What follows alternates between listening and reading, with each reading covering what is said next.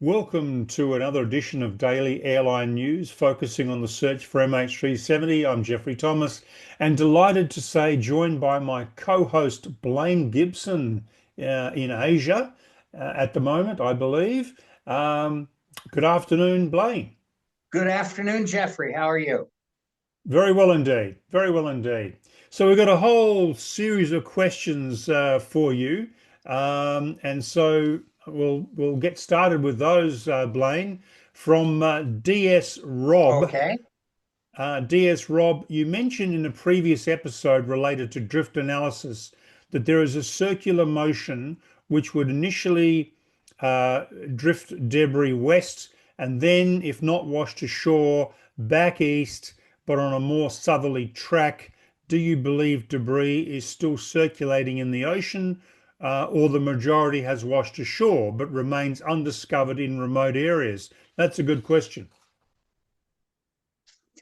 Yes, and DS Rob always has very good questions, very well informed. So, yes, I think there is still debris circulating in the ocean. However, I think most of it has either washed ashore, been buried in sand, or is sort of trapped in eddies circulating around, or has leaked over into the Atlantic. I had first have thought that some debris would circle back and wash ashore in southern Australia, but none of it has yet. So it appears that Madagascar, Mozambique Channel, South Africa is sort of like a backstop. And the debris kind of hangs around there, then sort of leaks over into the Atlantic. Now, some people have talked about a concentration of debris in the Indian Ocean, in the middle of the ocean, like there is in the Pacific and Atlantic. There really isn't one. The area within the gyre, inside the circle, is so large it isn't worth searching, and there isn't really any pocket where debris would collect there, as happens in the Pacific and Atlantic. There are many areas I think should be searched that never were. Northeast Madagascar along the wild coast there, northeast Mozambique, where I couldn't go because of some rebels. Something could wind up in Somalia, but I didn't want to go there.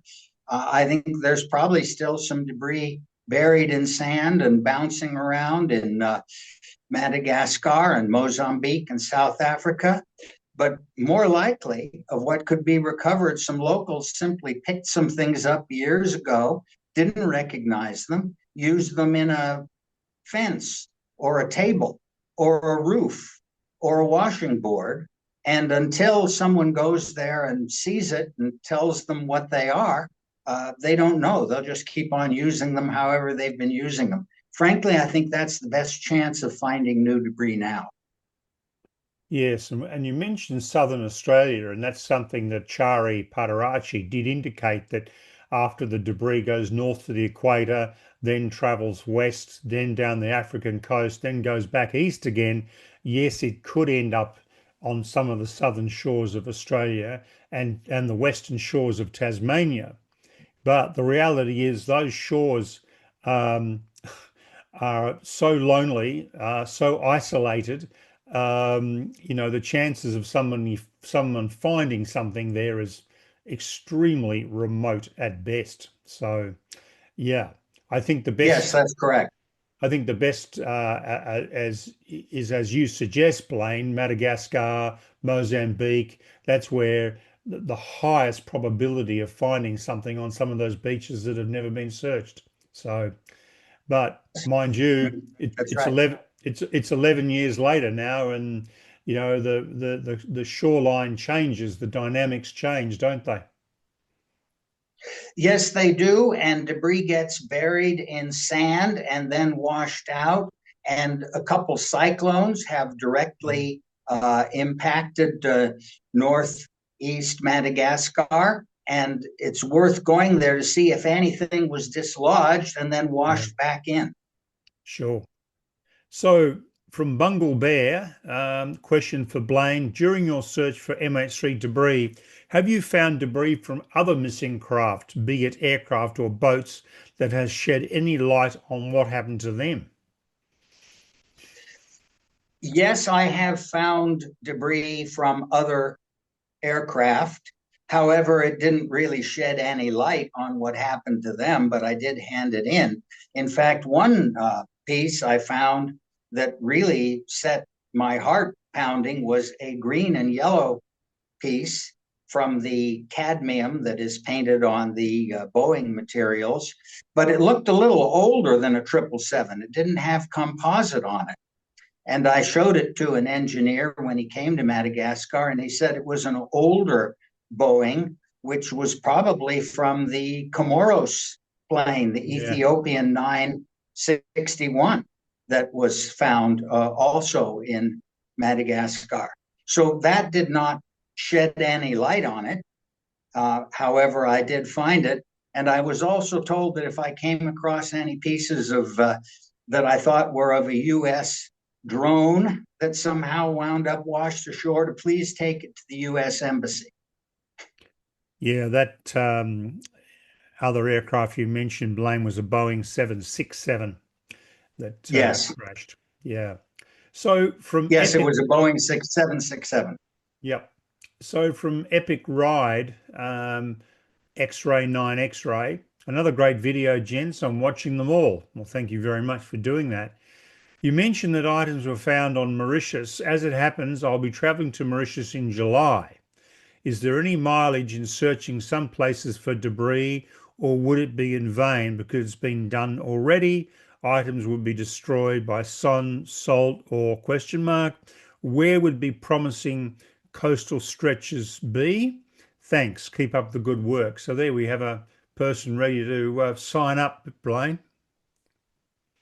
Well, it's great you're going to Mauritius. It's one of my favorite countries in the world. I go there very often. And here is how to not make it in vain. I think the chances of finding something there are very small because debris does not stay around Mauritius as it does get stuck in Madagascar and Mozambique. However, I'd suggest you go to areas that could have debris, where debris has washed ashore, but are also really beautiful, interesting tourist places to go. Take an excursion to Île Gabriel, Île Plate, Île Ronde. If you get a chance to go up to Saint-Brandon or Agalega, go there. They're building a runway at Agalega for a base, and so there's been a lot of digging. So you could find something there that local people or the workers have dug up. So yeah, there's a chance of finding it there. But the best way to do it is just go show some pictures to local people or construction workers, pictures of the honeycomb debris like this, and ask if they've seen anything and saved anything. The best ones are the little kids. They tend to save that stuff. So enjoy Mauritius. Just go where you normally would as a tourist and enjoy the scenery and hospitality, and maybe you'll find something. Some good advice. So Kathy Blake, she's a regular, Kathy Blake, Yes, hi, Indigo Kathy. Victor. Yeah, and she's yeah, seems like a delightful person. Blaine, a question for you. Could there be nefarious cargo placed on board, unlabeled or mislabeled? Thank you so much, avid follower. Yes, we know, Kathy. Thank you very much. Cargo, Blaine. Well, there could be until we recover the underwater aircraft wreckage and cargo. We won't know for sure. There's been a lot of speculation about the cargo. It's possible that there was some cargo on board that was of interest to someone, whether it was nefarious or not. But according to the official manifest, it's miscellaneous electronic components and mangosteens and some lithium batteries. So that's what the official report says, and we have no reason to believe otherwise. However, putting all those theories and possibilities to rest is one reason that we need to find Malaysia 370 and examine the underwater aircraft wreckage and cargo, and then we'll know for sure. So Graham Silverlock, 8125. You've got to wonder who doesn't want MH370 found and why. It's probably Australia, America, and the UK and Malaysia. They are the ones, I believe, who know where MH370 really is. Well, I don't think that any of them know exactly where Malaysia 370 is, and I don't think any of them had any idea at the beginning of a precise location. They knew approximately from the Inmarsat data, the satellites, any radar. They may know approximately where it is, but I don't think anyone knows exactly where it is. And onto the question of who does not want it found, I've found no indication that there's any nefarious activity on the part of Australia, the United States, or UK. They seem to want it found. In Malaysia, I think that the government and most of the engineers and the politicians want it found. Some, unfortunately, just sort of want it to go away. However, there is a group in Malaysia that, for some reason, does not want it found. And there appear to be some other international actors, whether they're government or mafia, that do not want it found. But I think the vast majority are simply people who have got their pet theories and agendas to push and books to sell, and only want it found if it supports their pet theory or agenda. So they get extremely hostile to anyone and any evidence that contradicts their theory. And that is probably the largest group. So basically, three groups: the ones that don't want it found at all, the ones that don't want it found unless it is where and happened exactly as they say it did, and the ones that sort of just want to forget about it and see it go away. I think that the vast majority of people in the world and the flying public really want this plane found, and I'm surely one of them. Yeah, absolutely. It doesn't matter where it's found as long as it's found, and we get That's answers right. and the correct answers. So James Platter 2132 asks, did the plane land in Diego Garcia or not? Asian military should have known if they know it went north towards Russia. Well, that's touches on your conspiracy theories, Blaine.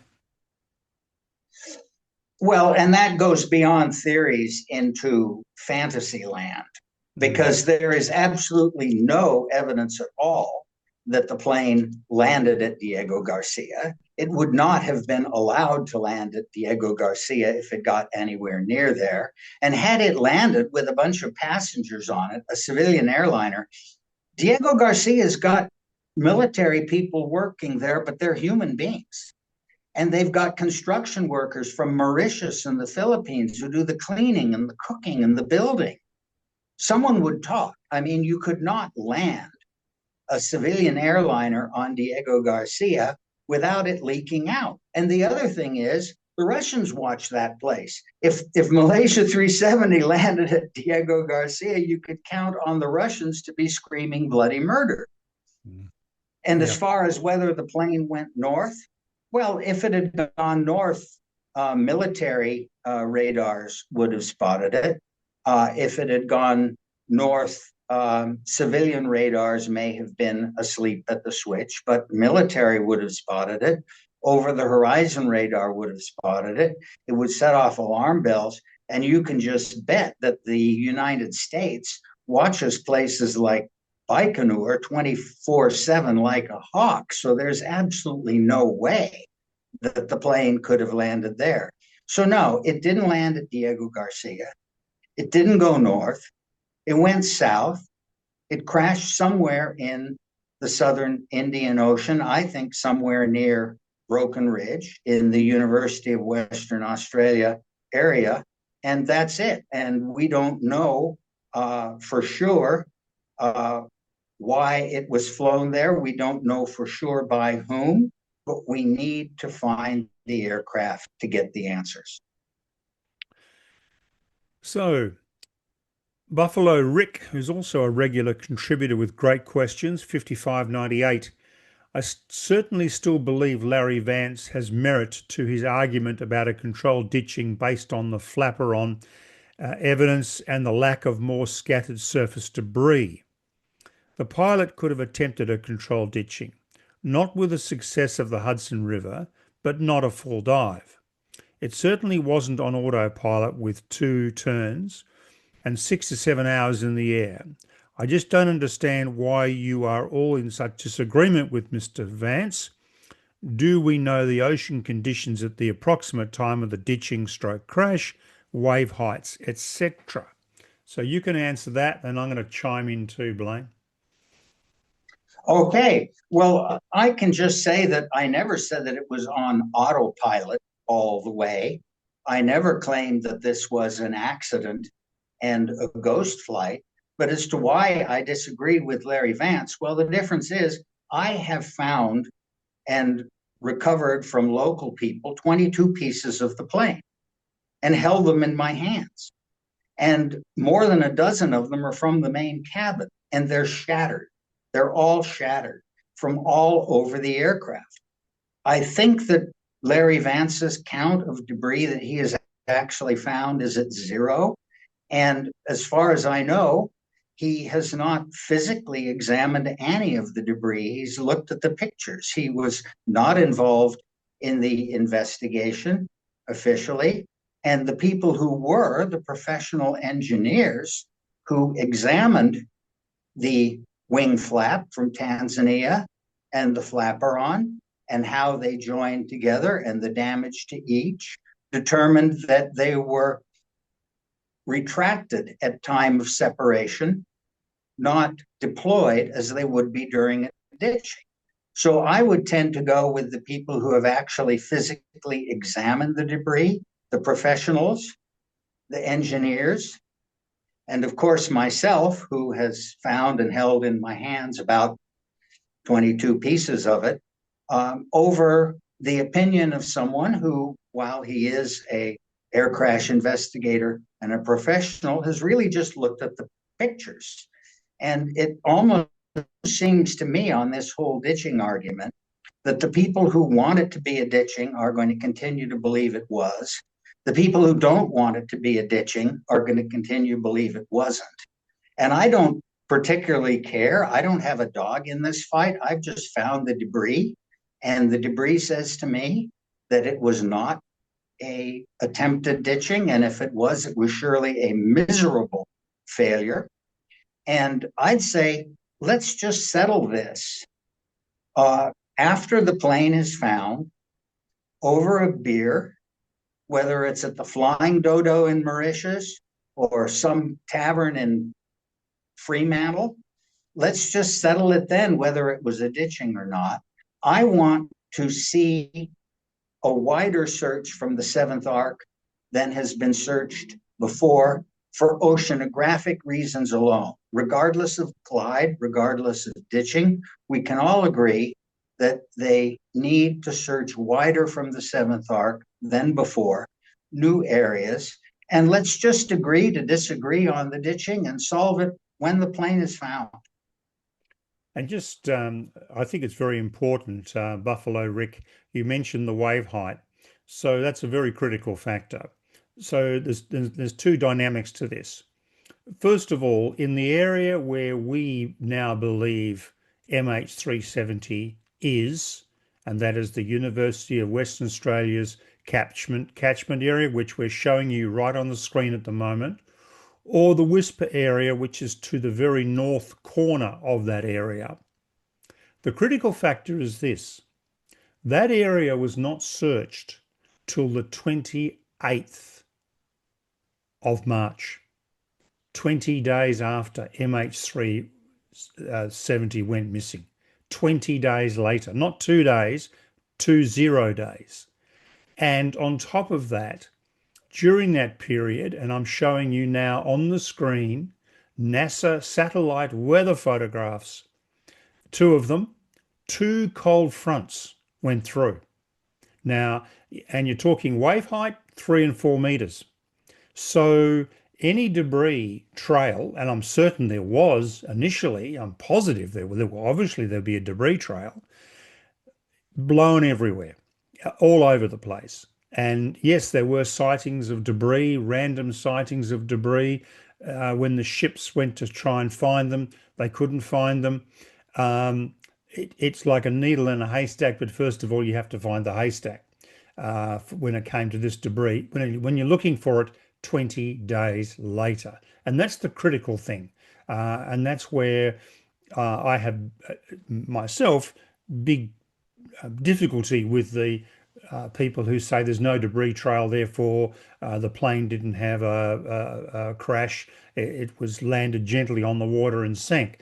That just didn't happen. Do you agree, Blaine? I agree totally. And I just think we all need to agree to settle this after the Yeah. plane is found. Okay. So from Tom McDonald 5718, I can't help but think there's a link between MH17 and MH370. How can an airline lose two of the same aircraft in such horrendous circumstances in such a short period? Please, can you explain? Is there any link whatsoever? So, Blaine, your thoughts? There is no connection at all that we know of between Malaysia 370 and Malaysia 17. There is no evidence of any. They are two separate aircrafts. They have two separate debris that has been separately traced to each aircraft by matching serial numbers. So all of those crazy conspiracy theories that they are from the same plane are just total garbage. The other thing I would say is that coincidences do happen.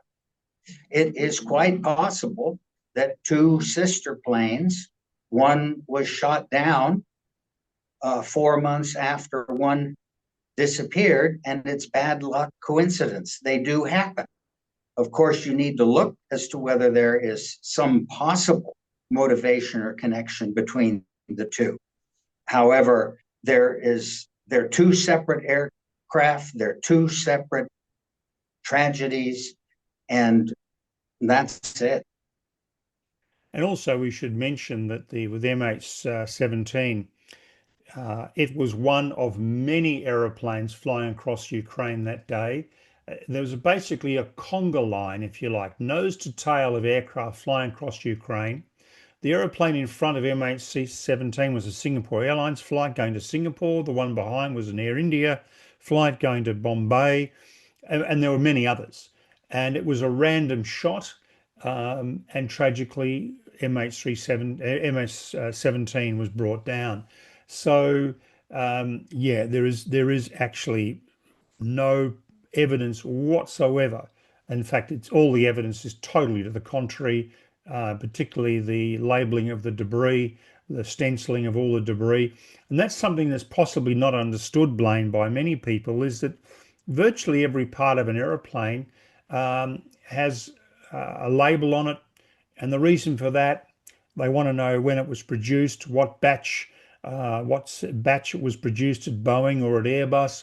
It's even detailed the raw material it came from, just in case there's a problem with that. And the reason for all of that is if there's a problem with the part, if there's a weakness in the raw material and the plane crashes because of that, they've got to know what other aircraft were made from in that batch or that week or that day. So quite often with air crashes, they've found an engine failed, and they've gone and inspected all the engines made from that particular raw material, and guess what?